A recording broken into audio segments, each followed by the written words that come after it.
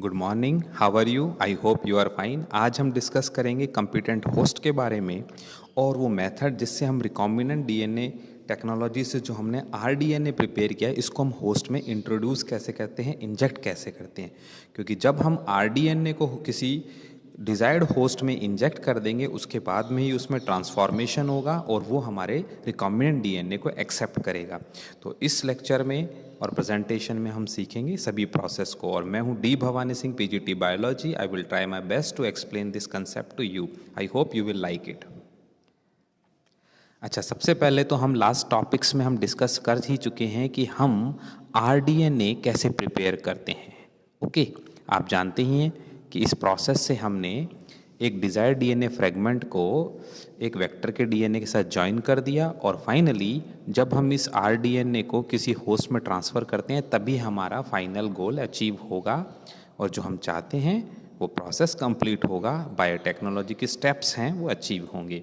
तो इस लेक्चर में हम जानेंगे ये प्रोसेस कैसे होता है। बेसिकली आप जानते ही हैं कि आरडीएनए बहुत ही माइक्रोस्कोपिक होता है, हम उसे नेकेड आई से देख नहीं सकते हैं।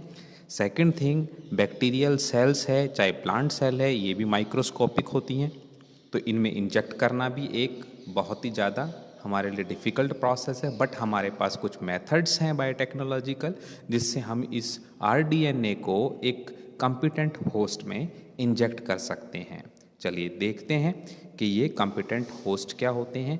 बेसिकली कॉम्पिटेंट होस्ट एक एबिलिटी है होस्ट की जो कि आरडीएनए को एक्सेप्ट करे और साथ में ही उस आरडीएनए को एक्सेप्ट करने के बाद में उसमें ट्रांसफॉर्मेशन होगा और फाइनली वो सेल कैपेबल होगी कि वो दूसरी सेल्स के अंदर उस इन्फेक्शन को या उस आरडीएनए को ट्रांसफ़र कर सके।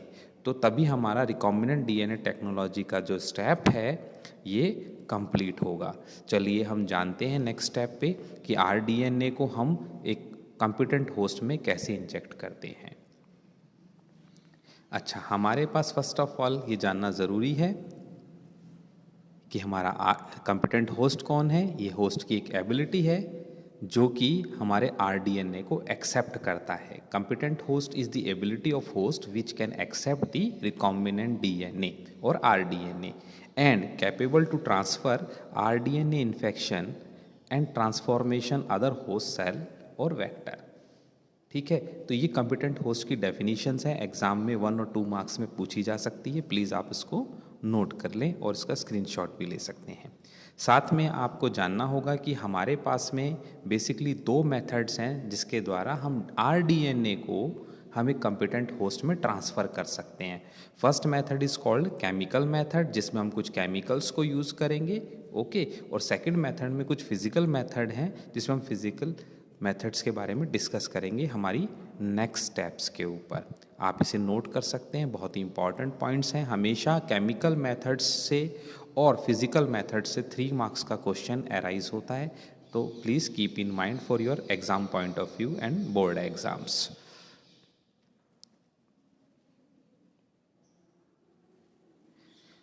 केमिकल मेथड को हम डिस्कस कर लेते हैं। इसमें जो 4 स्टेप्स हैं इन्हें आप प्लीज़ नोट कर लें। फर्स्ट स्टेप है हमारा कि हम अपनी सेल को, बैक्टीरियल सेल को, इसको सबसे पहले डाइवेलेंट कैटायंस जिसे हम कैल्शियम आयंस हैं इससे ट्रीट करते हैं। ओके, यानी फर्स्ट स्टेप क्या हुआ कि आपको सेल को ट्रीट करना है डाइवेलेंट कैटायंस से। ओके, ये कैटायंस हो सकते हैं हमारे, कैल्शियम आयंस को हम यूज़ कर सकते हैं। ठीक है, सेकंड स्टेप है इसका कि हम कैटायंस के साथ में इसको ट्रीट करने के बाद में हमारी सेल को इनक्यूबेट करते हैं आरडीएनए के साथ और वो भी आइस के अंदर, और ये सारा प्रोसेस होता है कुछ सेकंड के लिए। अच्छा, आरडीएनए के साथ में इंक्यूबेट करने का स्टेप ये इसलिए है कि जब हम डाइवेलेंट कैटायन से सेल को ट्रीट करते हैं तो इसकी वजह से सेल वॉल की आउटर पोर्स के साइज़ थोड़े एनलार्ज हो जाते हैं। जब पोर साइज़ इंक्रीज हो जाता है और फाइनली सेकंड स्टेप में जब हम सेल को आरडीएनए के साथ इंक्यूबेट करते हैं आइस में, तो इन स्मॉल ओपनिंग और पोर्स में से ये आरडीएनए सेल के अंदर एंटर कर जाता है। ठीक है, तो ये इस प्रोसेस को हम सेकंड स्टेप को हम इसलिए फॉलो करते हैं। थर्ड स्टेप में हम सेल को कुछ सेकंड्स के लिए अप्रॉक्सीमेटली 10 to 15 सेकंड के लिए हम इसको इनक्यूबेट करते हैं इंक्यूबेटर में, जिसमें टेम्परेचर होता है अप्रॉक्सीमेटली 42 डिग्री सेल्सियस। और इस स्टेप को हम कहते हैं हीट शॉक थेरेपी। ये स्टेप नंबर 3 है, ठीक है। और 3rd स्टेप के बाद में हम दोबारा स्टेप नंबर 2 और स्टेप नंबर 4 वापस आइस इंक्यूबेशन और वापस उसको दोबारा हीट शॉक थेरेपी देते हैं। इस तरीके से इस प्रोसेस को करीबन 5 to 10 टाइम हमें फॉलो करना होता है। जब ये चारों स्टेप्स हम फॉलो कर लेते हैं तो इन द मीन टाइम जो हमारा डिज़ायर्ड गोल है ये अचीव हो जाता है। चलिए जान लेते हैं कि रिजल्ट क्या होगा। बेसिकली जब डाइवेलेंट कैटायन से हम इसको ट्रीट करते हैं सेल को, तो इसके पोर साइज इंक्रीज हो जाते हैं सेल वॉल के। एंड फाइनली जब इसको आइस क्यूब के साथ इंक्यूबेट किया जाता है तो हमारा फॉरेन डीएनए है वो सेल के अंदर एंटर कर जाता है। बट ये अभी इनएक्टिव फॉर्म में है, क्योंकि इसे अभी ये जो सेल के ओरिजिनल जो डीएनए है जेनेटिक मटेरियल उसके साथ ज्वाइन नहीं हुआ है।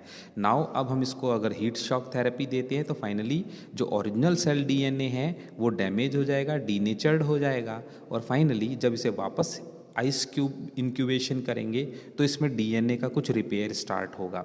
और इस रिपेयर के दौरान जो बैक्टीरिया सेल है वो अपने रिपेयर में इस आरडीएनए को यूटिलाइज कर लेती है। और फाइनली ये रिकॉम्बिनेंट डीएनए सेल के ओरिजिनल जो डीएनए है उसके साथ में ज्वाइन हो जाता है। And finally our goal is achieved, hence the rDNA incorporated in bacterial DNA।